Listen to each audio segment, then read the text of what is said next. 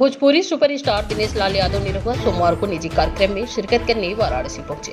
2019 के चुनाव में आजमगढ़ से सपा सुप्रीमो अखिलेश यादव के खिलाफ चुनाव लड़ने वाले निरहुआ ने बड़ा बयान देते हुए कहा कि आगामी 2022 यूपी विधानसभा चुनाव में वो इलेक्शन में नहीं खड़े होंगे। 2022 यूपी विधानसभा चुनाव में खड़े होने के सवाल पर उन्होंने कहा कि चुनाव लड़ने का कोई सवाल ही नहीं है। उन्होंने बताया कि 2019 में एक ऐसा माहौल बना था कि मुझे उतरना पड़ा था, क्योंकि उत्तर प्रदेश में उस वक्त प्रधानमंत्री मोदी को रोकने की कोशिश हो रही थी गठबंधन की तरफ से, तो मैं उनके समर्थन में खड़ा हुआ था। हालांकि उन्होंने ये भी कहा कि मैं भाजपा के एक सक्रिय कार्यकर्ता हूं और पार्टी जो भी आदेश मुझे जब भी देती है मैं उसके लिए खड़ा रहता हूं और आगे भी खड़ा रहूंगा। पीएम मोदी के कार्यकाल पर बात करते हुए उन्होंने कहा कि यह गंगा मैया का आशीर्वाद ही है जो उन जैसे महापुरुष ने अपने सूझबूझ से कोरोना काल में पूरे देश का विश्वास जीता और पूरी दुनिया में देश का नाम ऊंचा किया। विपक्षियों पर निशाना साधते हुए उन्होंने कहा कि विपक्ष सिर्फ सत्ता की भूखी है, वो बस किसी तरह सत्ता में आना चाहते हैं। देश में जब भी कुछ अच्छा होता है तो उसका विरोध करते हैं। कभी वैक्सीनेशन को लेकर तो कभी राम मंदिर का विरोध किया जाता है। ऐसे लोगों को जनता भी जानती है और जनता उन्हें वहीं पहुंचा भी देती है जहां उनकी जगह है। जी आज दिनेश जी किस तरीके की प्रेस कॉन्फ्रेंस है, इसका उद्देश्य क्या है? आज जो है हम लोग क्या बोलते हैं जी गंगा की लॉन्चिंग कर रहे हैं और जी गंगा एक नया चैनल आ रहा है जिसपे बहुत सारे सीरियल्स, ठीक है, उसमें बहुत सारे फिक्शंस भी होंगे, नॉन फिक्शंस भी होंगे। तो ये आज इसकी शुरुआत जो है वो बनारस की धरती से होगी। क्या खास रहेगा इसमें सर, क्योंकि गंगा नाम रखा है और बनारस की धरती से इसकी लॉन्चिंग कर रहे हैं? जी, गंगा नाम रखने के पीछे कारण यही है कि इसका टैग लाइन भी है जी गंगा हर पल अविरल। जिस तरह से गंगा मैया जो है हिमालय की गोद से निकल के और सभी परेशानियों को पार करते हुए हमेशा चलती रहती हैं, बहती रहती हैं, वैसे ही ये चैनल भी कुछ इसी संकल्प के साथ निकला है, चला है कि गंगा की तरह ही ये चैनल भी अविरल रहेगा और जो हमारे पारिवारिक मनोरंजन के लिए ये चैनल बना है तो उनके मनोरंजन को लगातार आगे बढ़ाता रहेगा।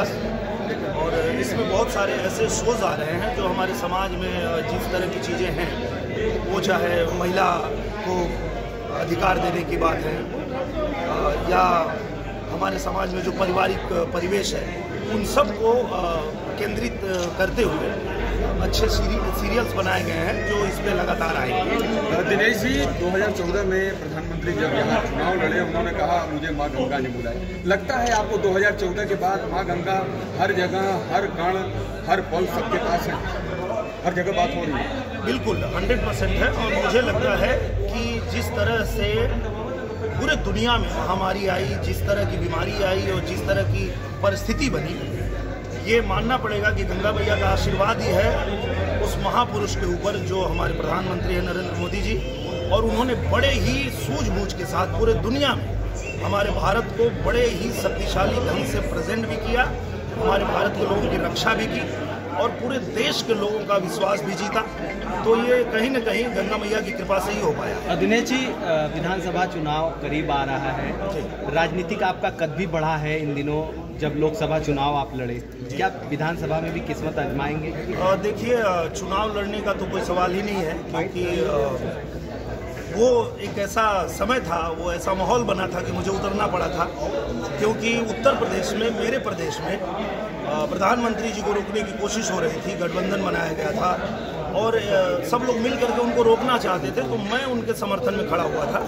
पर अभी ऐसी कोई स्थिति है नहीं। क्या अखिलेश की जो हवा थी वो आपको वापस कर दी, बैक टू पमेलियन कर दी, ऐसा कुछ? बिल्कुल नहीं। मुझे लगता है कि भारतीय जनता पार्टी अपने आप में इतनी मजबूती से उतरी थी कि सिर्फ अखिलेश यादव नहीं, बाकी जितने लोगों ने मिलकर गठबंधन किया था सबको पेवेलियन में वापस भेज दिया। तो मान लिया जाए दिनेश जी सिर्फ स्टार बन के लोगों के दिलों में रहेंगे, राजनेता नहीं बनेंगे? मैं भारतीय जनता पार्टी का एक सक्रिय कार्यकर्ता हूं और मुझे पार्टी जो भी आदेश जब भी देती है मैं उसके लिए खड़ा रहता हूं और आगे भी खड़ा रहूंगा। दिनेश जी, ये कांग्रेस, सपा और बसपा के क्यों नहीं समझ में आते?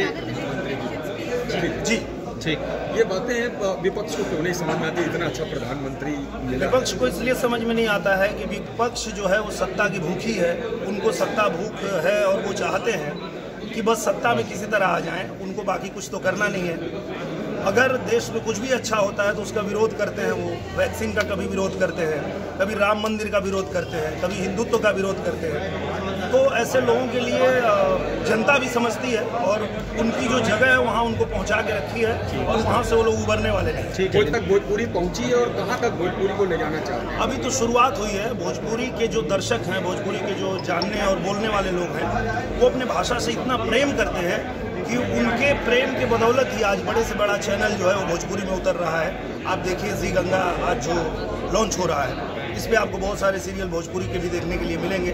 तो निश्चित रूप से ये दर्शकों का प्यार है अपने भाषा के प्रति और ये अभी शुरुआत हुई है। देखिए, मुझे तो ऐसा लगता है कि जिस तरह से दुनिया की सबसे बड़ी क्षेत्रीय भाषा है भोजपुरी, उसी तरह आने वाले समय में नंबर 1 इसका चैनल भी होगा, नंबर 1 इसका सिनेमा भी होगा और निश्चित रूप से हम नंबर 1 होंगे।